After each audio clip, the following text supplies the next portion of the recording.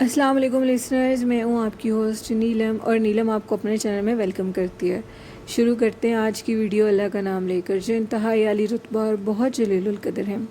Listeners, ایک دفعہ آپ سورۃ فاتحہ ضرور میرے ماموں جان کے لیے پڑھیں کہ اللہ پاک ان کے جنت الفردوس میں اعلیٰ مقام کریں، آمین۔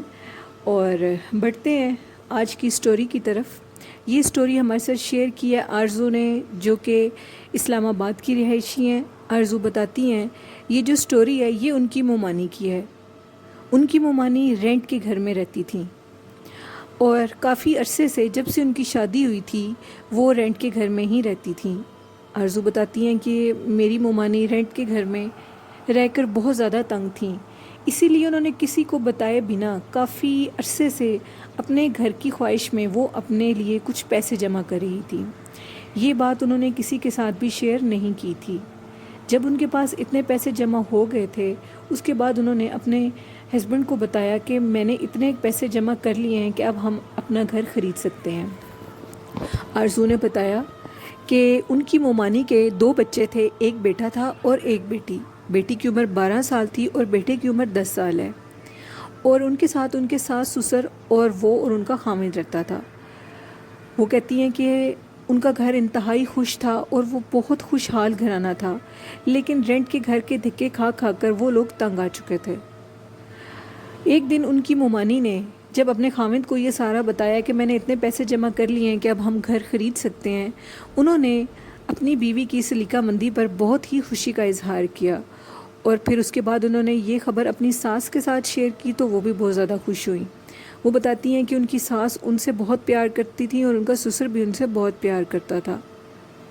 اب انہوں نے یہ فیصلہ کیا کہ ہم ایک اچھی معقول رقم پر اپنا گھر خریدیں گے۔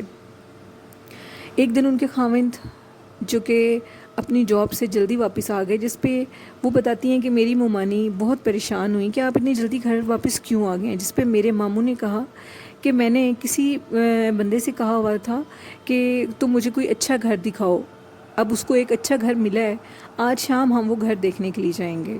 میری مومانی اس چیز پہ کہتی ہیں کہ بہت زیادہ خوش ہوئیں، اور وہ دونوں میاں بیوی شام کو کسی کو بتائے بنا وہ گھر دیکھنے کے لیے چلے گئے۔ آرزو نے کہا کہ میری مومانی کہتی ہیں کہ جب ہم دونوں میاں بیوی نے وہ گھر دیکھا تو میرے خاوند نے کہا، یعنی کہ آرزو کے ماموں نے، کہ ہم لوگ واپس جا رہے ہیں۔ پراپرٹی ڈیلر نے کہا کہ آپ واپس کیوں جا رہے ہیں، جس پہ میرے ماموں نے کہا کہ یہ گھر ہمارے لینے کے قابل نہیں ہے، کیونکہ ہمارے پاس اتنی گنجائش نہیں ہے کہ ہم یہ گھر خرید سکیں۔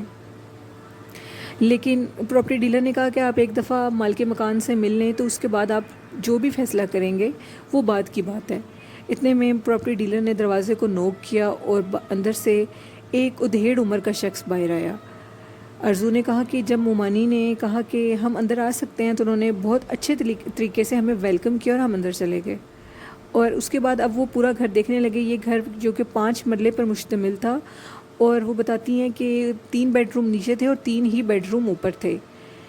ہر واش روم کے ساتھ ہر روم کے ساتھ ایک واش روم بھی تھا۔ جب انہوں نے دیکھا کہ ڈرائنگ روم کے ساتھ ایک چھوٹا سا سٹور، ایک گیسٹ روم ٹائپ سی جگہ بنی ہوئی ہے، تو انہوں نے کہا کہ یہاں پہ مجھے بہت زیادہ ٹھنڈک محسوس ہو رہی ہے، جس پہ اس مالک مکان نے کہا کہ یہ آپ کا وہم ہے۔ میری مومانی کہتی ہیں کہ میں پھر خاموش ہوگی، میں نے ان سے آگے اس بات کا تذکرہ نہیں کیا۔ اس کے بعد وہ بتاتی ہیں کہ ہم نے ان سے بات کی کہ ہمارے پاس اتنی رقم ہے جس میں ہم گھر خرید سکتے ہیں، اور اس شخص نے کہا کہ مجھے کوئی مسئلہ نہیں ہے جس کا وہ گھر تھا، کہ آپ یہ گھر کسی بھی معقول رقم پر مجھ سے خرید سکتے ہیں، کیونکہ میں نے باہر جانا ہے اور مجھے کچھ پیسے چاہیے جلدی میں، اگلے ہی ماہ میں باہر جانے والا ہوں۔ آرزو بتاتی ہیں کہ مومانی نے کہا کہ ہم بہت زیادہ حیران ہوئے کہ یہ اتنا بڑا خوبصورت گھر ہمیں اتنی معقول سی رقم پر سیل کر رہے ہیں، لیکن پھر ہم نے اسے اپنی خوش قسمتی سمجھا اور ہم نے کہا ٹھیک ہے۔ ہم لوگ گھر گئے اور ہم نے اپنی ساس کو یہ خبر سنائی۔ میری ساس میرے لیے ایک رحمت تھی، اور اس کے بعد وہ بہت خوش ہوئی اور انہوں نے ہمیں کہا کہ بہت شکر ہے اللہ کا۔ وہ رونے لگیں کہ اللہ نے ہمیں اپنا گھر دے دیا۔ اب کچھ ہی دن باقی تھے کہ ہم نے اس گھر میں ابھی شفٹ، وہ کہتی ہیں کہ ہونا تھا۔ جیسے ہی ہم اس گھر میں شفٹ ہوئے تو اس کے بعد ابھی کچھ دن گزرے ہی تھے کہ اس گھر میں ہم نے 5 دن گزارے ہوں گے۔ 5 دن کے بعد اس گھر میں عجیب سی پرسراریت شروع ہو گئی، بہت زیادہ کہکوں کی آواز، اور ایسے لگتا تھا کہ کوئی دور گھر میں پائل پہن کر ڈانس کر رہا ہے۔ کہکوں کی اور ڈانس کی اور پائل کی آواز بہت واضح تھی۔ یہ سب نے اس چیز کو نوٹس کیا، لیکن میرے ہسبینڈ نے مجھے کہا کہ ہو سکتا ہے یہ تمہارا وہم ہے، لیکن من ہی من میں وہ بھی کہتی ہیں کہ وہ بہت زیادہ ڈرے ہوئے تھے، لیکن وہ کسی سے شیئر نہیں کر رہے تھے۔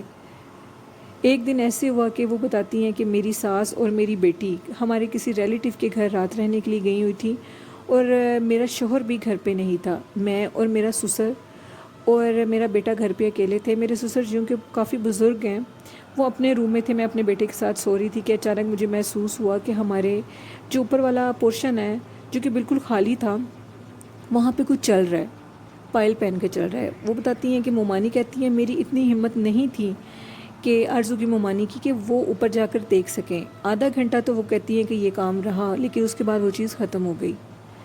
صبح میرے خاوند آیا تو میں نے ان سے یہ ساری بات شیئر کی اور ان کو بتایا کہ یہ رات کو ایسے ہو رہا ہے۔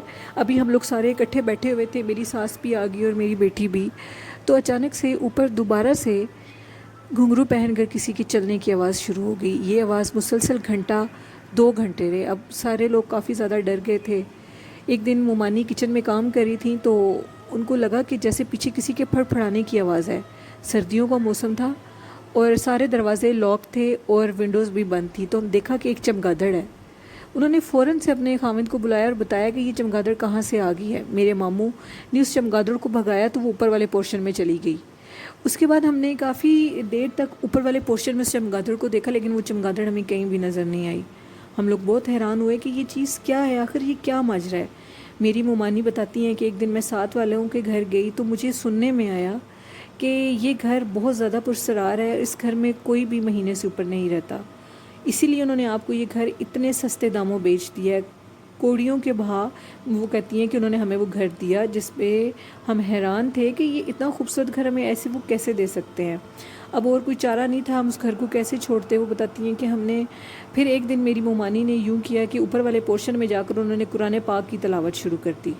کافی دن، 1 سے 2 ماہ بلکہ، وہ کہتی ہیں کہ گھر میں سکون رہا۔ ہم نے صبح کا سانس لیا، آوازیں، کہکوں کی آوازیں، ڈانس کی آوازیں وہ ختم ہو گئی کہ اچانک ہم لوگوں کے گھر کے بالکل سامنے جو کہ ایک چھوٹا سا درخت تھا، اس درخت کی شاخیں ہمارے گھر میں آتی تھیں۔ وہ کافی پھیلا ہوا نہیں تھا کہ انہوں نے کیا دیکھا کہ شاخ کے نیچے ایک سفید لباس میں ایک بزرگ کھڑے ہوئے ہیں۔ ابھی وہ ان کو آواز دینے ہی لگی ہیں اپنے ذہن میں تو وہ چیز غائب ہو گئی ہے۔ اب وہ بتاتی ہیں کہ مومانی نے کہا کہ ادھر رہنا خطرے سے خالی نہیں تھا۔ ہر وقت میں پریشان رہتی تھی کہ اگر میں گھر پہ نہیں ہوں، بچے اکیلے ہیں، میری ساس یا سسر گھر پہ اکیلے ہیں تو ان کا کیا بنے گا، وہ چیز ان کو نقصان دے گی۔ یہ واقعات 3-4 ماہ تو تھمے رہے۔